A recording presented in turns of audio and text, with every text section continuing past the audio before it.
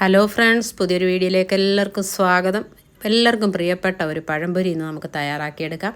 ഇതുണ്ടാക്കാൻ എല്ലാവർക്കും അറിയാം, എങ്കിലും നല്ല ക്രിസ്പിയും ഒട്ടും എണ്ണ കുടിക്കാത്തതുമായ ഒരു പഴംപൊരി നമുക്ക് തയ്യാറാക്കാം. അതിനുവേണ്ടി ഒരു ഇൻഗ്രീഡിയൻ്റ് ഇതിൽ നമ്മൾ ചേർക്കുന്നുണ്ട്. അത് കാണാൻ വേണ്ടി നിങ്ങൾ ലാസ്റ്റ് വരെ ഈ വീഡിയോ കാണണം. അപ്പോൾ ആദ്യമായിട്ട് കാണുന്നവർ എൻ്റെ ചാനലൊന്ന് സബ്സ്ക്രൈബ് ചെയ്യാനും ലൈക്ക് ചെയ്യാനും ഷെയർ ചെയ്യാനും വിട്ടുപോകരുത്.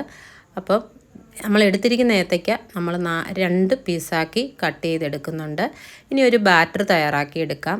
1 കപ്പ് മൈദയിലേക്ക് 2 ടേബിൾ സ്പൂൺ കോൺഫ്ലവറും 1/2 ടീസ്പൂൺ മഞ്ഞൾപ്പൊടിയും 2 ടീസ്പൂൺ പഞ്ചസാരയും കുറച്ച് വെള്ളവും ചേർത്ത് നല്ല ഒരു തിക്ക് ബാറ്റർ തയ്യാറാക്കിയെടുക്കാം. ഒരുപാട് കട്ടിയുമാകരുത്, തീരെ ലൂസുമായി പോകരുത്.